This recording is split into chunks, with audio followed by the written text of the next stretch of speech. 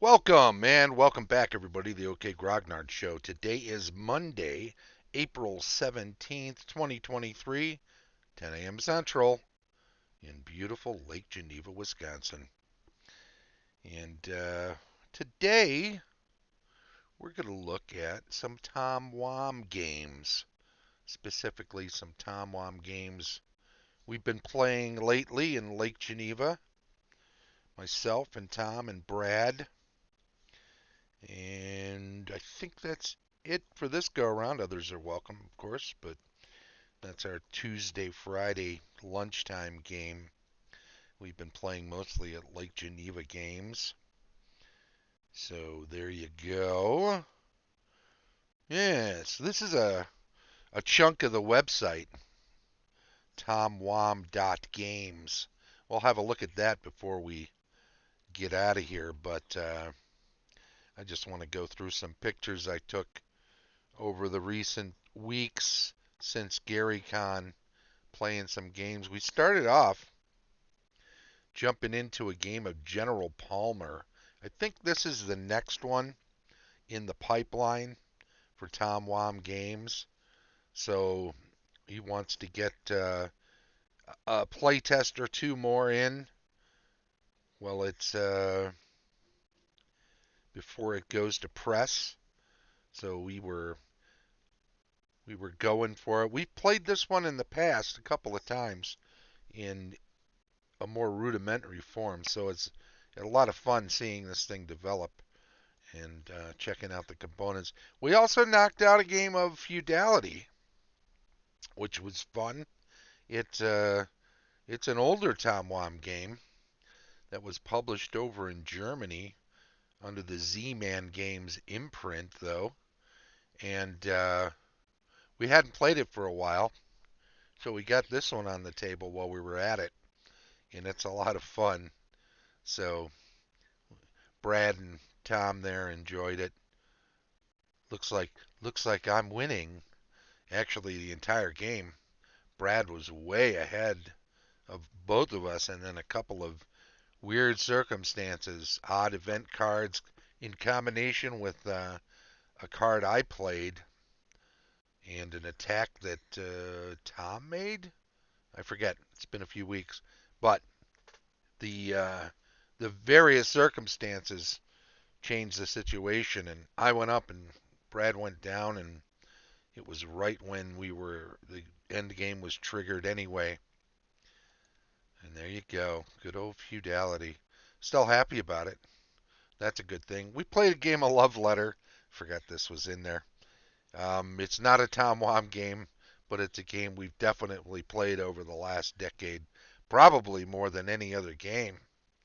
It just winds up getting pulled out to be played if we're waiting for someone else to show up or whatever reason. Sometimes we just have time for a short game, so we'll play some Love Letter. It's a lot of fun. Dragon Laird's Head for Outer Space. This is another one that is in the pipeline and close to being completed. So we played this to get a play test in, and I don't know, this one's awfully close, if not ready to go.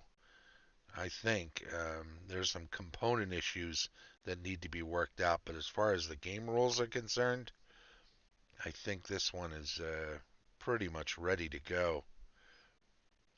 We also harken back to the early 2000s and 2008. Is that when Dragon Lairs came about? We decided we'd get a regular game of Dragon Lairs in while we were at it because, you know, good times, right? You gotta get one in when you can. 2007 Dragon Lairs. That's right. 2008, the Ebony and Lavender expansions, so you could have more players, came out. So we had fun playing good old Dragon Lairs, calling back, and then we decided we'd get in another game that's further back in the pipeline, but in the pipeline nonetheless. Space Barons. This takes place in the Philithian universe. You'll see a couple of games Tom already has out. Philithian Finance, for instance, are Philithian universe games. And, that's where snits and awful green things, all of those things exist in Tom's Philithian universe. Felith, Felith, is one of the planets in Space Baron, and a lot of things take place on that planet. But this was the original Space Barons. This was the bare bones old version of the game. And not only did we play that one day, but then on a different day, we pulled out the newer version, the advanced version, and we knocked out a game of Space Barons with the advanced rules. And this one also dangerously close to being ready to go. So I'm looking forward to seeing this one. He's got the money done this way with these chits, and they're different sizes. And I think those are going to have to be replaced by paper money because costs. These, what he's using in engines are from a different game, so those will be replaced by something that perhaps looks more engine-like. I think they look like settlements. I don't recall. He mentioned what game they belong to, but I don't recall.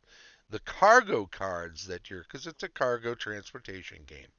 You're setting up hubs at all these different planets. There's Felith there in the kind of lower left area. It's not claimed at this point. And you hop around from place to place based on the different values that you can get for taking a cargo to a location. Here's a couple of samples. Ed Wood movies, the lost episodes. Get that to Pop Bazaar, and you can gain 40 credits. Get it to Asgard, only 35. Nest, or Kinest, I think Tom pronounces it, gets you 25. Alta 2 for the Bottled Buffoonery gets you 30 credits. Yag, 20 credits. Alerts, 229. All the cards have numbers on them, so you know how many there are. These ones are harder to read. I had to turn these one over. So the one on the right is a square 1, sort of. The one on the left is a bed of thorns. You can see it's a bed with big thorns sticking out of it. I can't really make out what the two in the center were. But the funniest one is this random one. The East Finster Gaming Society will pay you 70 credits to get to Way Far Away Con 12, being held on, and then you draw another card, and whatever destination is the first destination on that card becomes the destination for this card. So it's very random. A lot of fun, though. You might recall that the West Finster Gaming Society was the subject of a number of cartoons, single frame, single panel comics in Dragon Magazine, the Westminster Gaming Society, and I'm pretty sure Strategic Review before that. Way Far Wacon 12. Now, this game was originally created in the year before, or actually the first year that Gen Con 11 was the first year it moved to University of Wisconsin at Parkside in Kenosha. And so, of course, Way Far Away Con 12 was the joke. And notice that's card 86. I'm not sure about the significance of that either. But there you go. So a lot of fun there. Oops, there's one more frame to look at. If you have to replace a ship, you get some random die rolls on equipment so that you're not starting off completely without any equipment. So Fair enough. It's a good thing to be able to have some starting equipment if you have to rebuild, because there are times when something untoward will happen. Some cargo you're carrying, which is dangerous, will explode and destroy your ship. You can buy insurance for your ship and thereby get some replacement money, and then go and pick up this used equipment to get yourself started again. So you're not out of the game. And I will say this too. Brad took a number of chances and I took none. And I'm not sure that Tom had any opportunities, or those he didn't pan out. He and I were 15 credits away from each other at the end of the game. Credits become your victory points. We were somewhere just above the 800 range. Brad slaughtered us with 1,335, I want to say, total credits. So he beat us by over 500 credits, despite Tom and I, slugging it out and being right there. And let me also say, we were cognizant of him being out ahead, and we took a couple of shots at him. There are opportunities to event cards that come up where you can pay a saboteur to blow up a trade hub, and a couple of those were attempted and failed. So it's not like we weren't trying, and it's not like he was running away without the possibility of being checked, but it didn't pan out and he clobbered us. Anyway, Space Barons, the advanced game, a lot of fun. The base game, it'll be good for learning, but you'll want to move to the advanced game pretty fast if you're any kind of tabletop gamer. Let's have a quick look at his website, though, too. Again, that's tomwham.games. You'll see he calls it Ookland. It's the home of Tom Wham Games. There's news over here. You can go there and check that out. Check out some treasures. Notice at the very top, you can sign in, events, store, games, crew quarters for those that are shelling out the big bucks. But let's take a right down here. Philithian Factories and Philithian Finance. Throw those into your game shelf, and you'll have some classic Tom Wham games that are well worth owning. And we'll look at some of his backstock. I believe Battling Spaceships is there. General Palmer is on the way. Moose Quest. General Palmer, hey, did that just come out? Maybe it's just come out. Red Wolf, the card game. Moose Quest, the card game. Journey Through the Center of the Earth. We've played that quite a bit. A lot of fun. The new ones, though, are Philithian Factories and Philithian Finance. So check those out and see what you think.